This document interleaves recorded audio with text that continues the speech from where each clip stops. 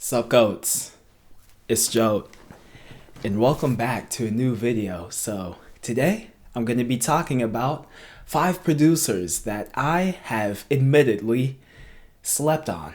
So the criteria for these 5 producers is I had to have known of their music for a while before really getting into it. Yeah, just beforehand having some indifferent feelings or not even enjoying their stuff really until like discovering what most of their discography is about. So yeah.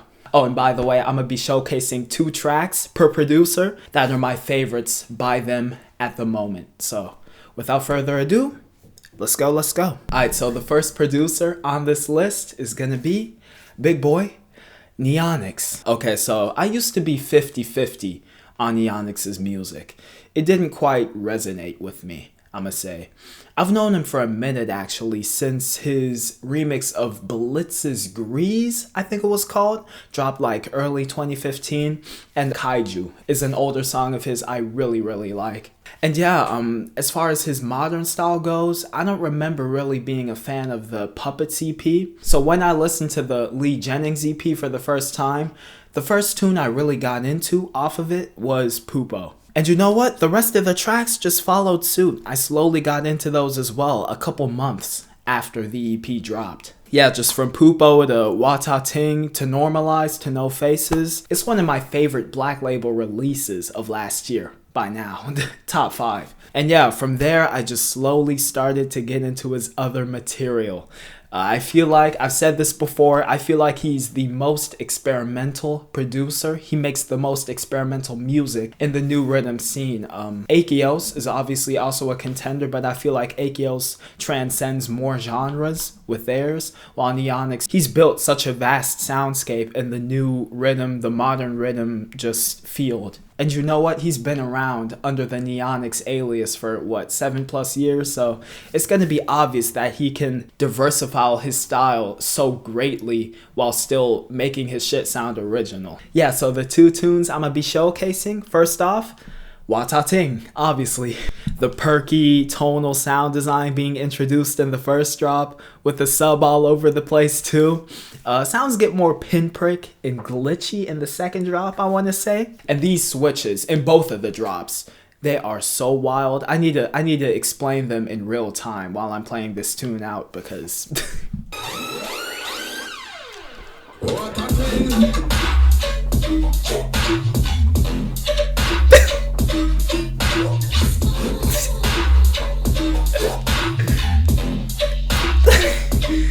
it's so clean.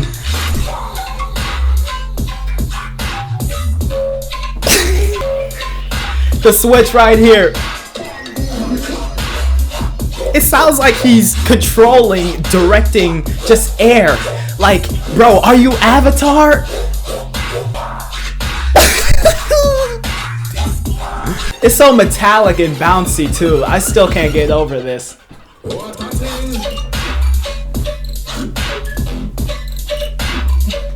Alright, and the second tune I'm going to be showcasing by him is the Donnie Yen bootleg. So I know this is an unfinished tune, it's a clip on SoundCloud, but I am so obsessed with this track.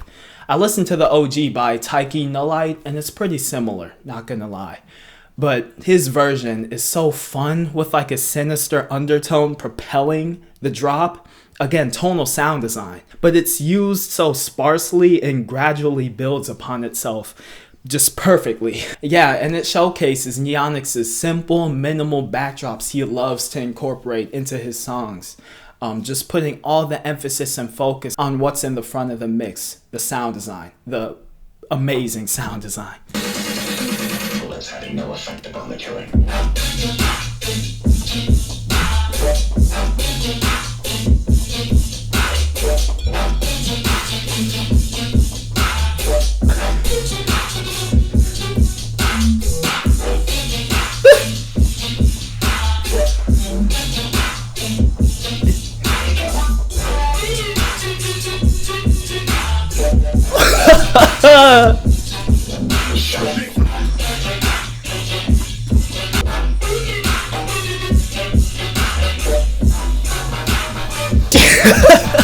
Alright, I still need to get over that last drop. Let's get into the second producer I'm gonna be showcasing, Cybertron. So I was not familiar with his music at all before stumbling upon the Owl Adventure EP. I listened to Jaegerwomb before and it was cool. Not amazed by it, but it's still pretty tight. I got into it. But yeah, as soon as I listened to that Owl Adventure EP dropped on Disciple Roundtable, first tune I got into was Owl Adventure, the title track, and the rest just instantly followed suit. There's something about the flavor and enunciation of Cybertron's sound design that makes it so stand out, especially in an oversaturated scene of beepy bloopiness, just bland ass beepy bloopiness. And I love how he pairs said beepy bloopiness with like underlying grittiness sometimes as well, modern wub sounds really fresh, and laseriness as well, just all the different elements. So yeah, obviously I had to showcase Owl Adventure first. The title does not lie, most definitely. The drops almost completely consist of owl hooting. And it hits. Everything grazes your ears like so smoothly. Nothing too sharp or brash. And it doesn't get boring either. And it's near 5-minute runtime. So big up for this track. Oh, and one last thing. It's defo an acquired taste. So that's how minimal this is.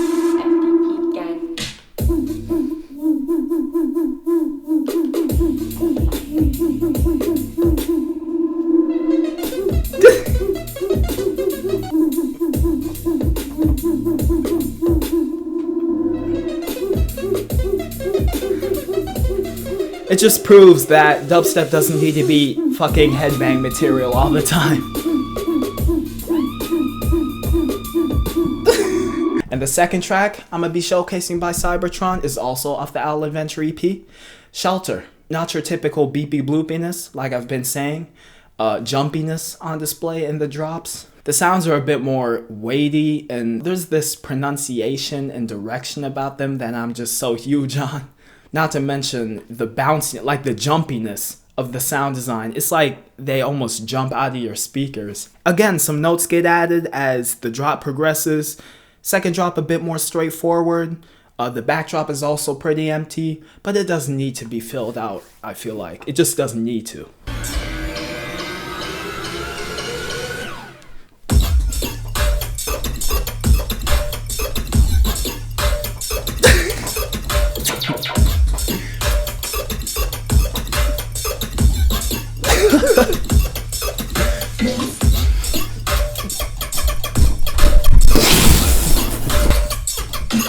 The notes.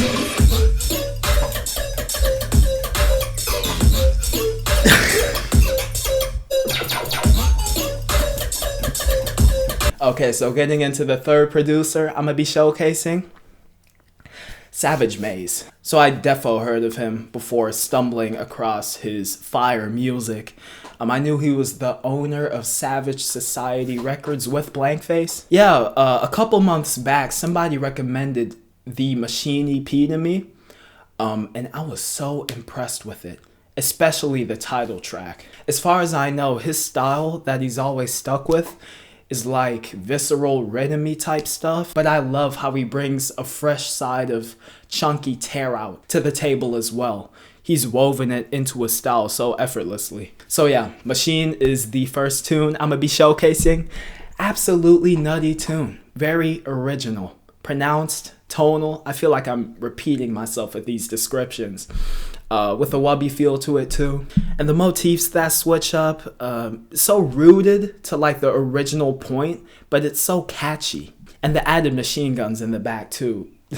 It finished me. Machine.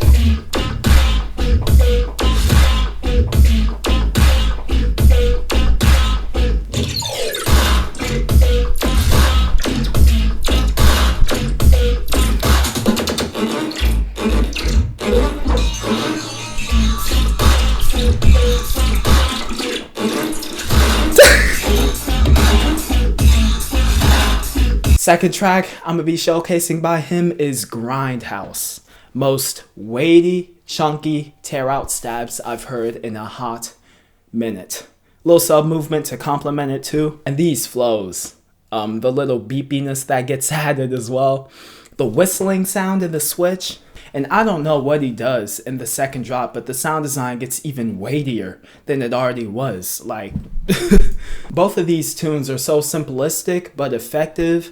And I just can't wait for another Svgmaze EP, a solo EP. I know he dropped a collab EP on Disciple Roundtable with Decimate, which was very solid, especially Defective. But I need something solo from him.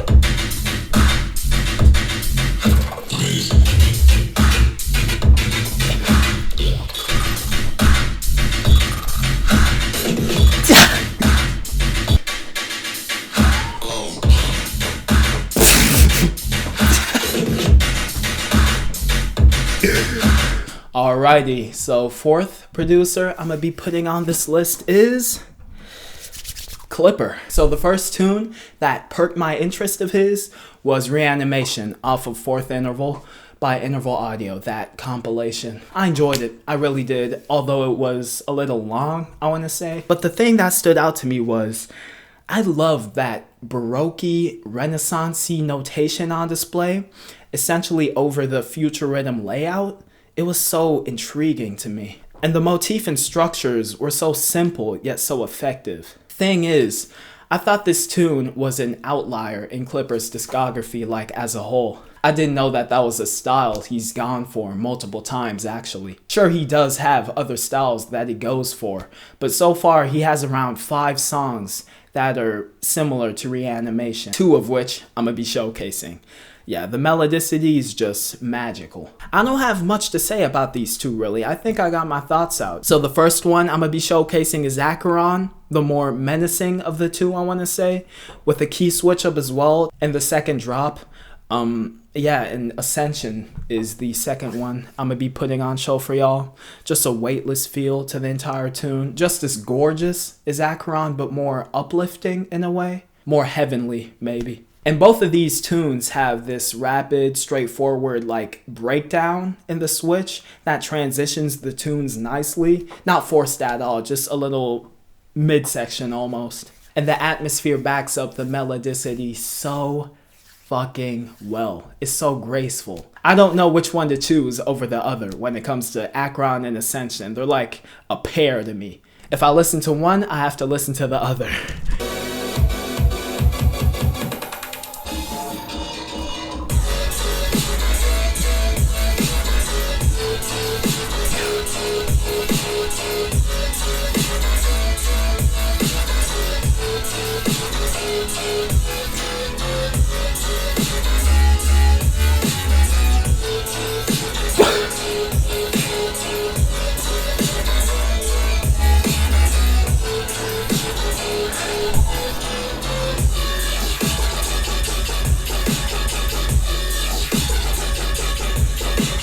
The key switch up.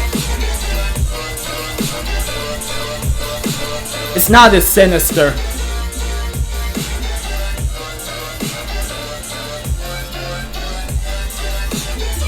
That was Acheron, and this is Ascension.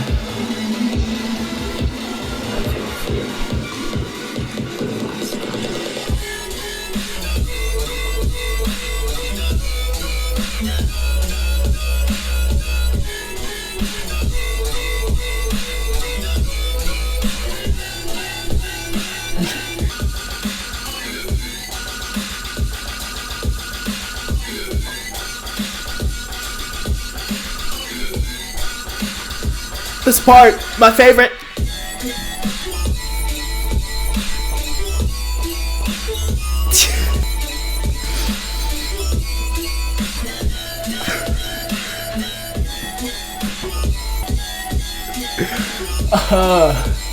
Okay, and the final producer on this list is gonna be BANXY. So my original introduction to his music was Who's High with Finn, and I am not a fan of Finn's music at all. So I was assuming I wasn't gonna enjoy his either because I found Who's High to be alright. It's my favorite Finn tune for that matter, the only one I can really tolerate in my opinion. But I still wasn't all that huge on it. But then BANXY decided to drop that indefinite recordings tune, Self-Control, and that just flipped my perception on his stuff. Yeah, he has this like glossy style that's like future in me too. It's pretty different, and I feel like his stuff defo gets overlooked, especially in the underground scene. Yeah, the two tunes I'ma showcase, the vocal work on both of them is stellar. They're implemented perfectly, the vocals, in my opinion. Not overused nor underused. Yeah, so the first one is I Can Tell. The beepy melodicity is straightforward, but I do love how it winds up and down in pitch, eventually like settling on a couple notes within each section. And the more dissonant computerized sections are also a nice way to just carry the tune into its next leg. Sub starts to move a lot too in the final drop. Lead sounds like bunched up and shrill up top, but that's what I like about it. Pretty brief tune, not even 3 minutes, but it's pretty, very enjoyable.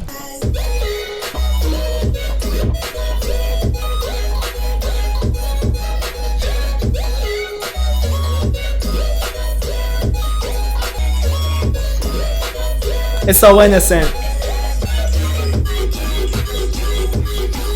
And the second tune I will be showcasing by him is Bipolar, which is actually more of a hybrid trap future bassy tune rather than dubstep.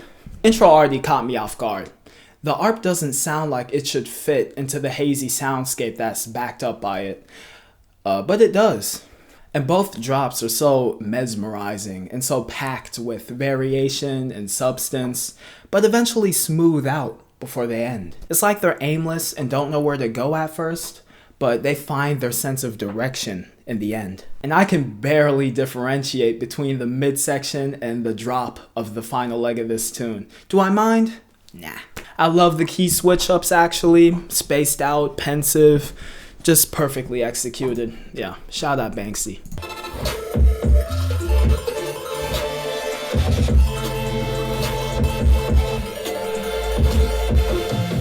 The BPM too, it's so slow.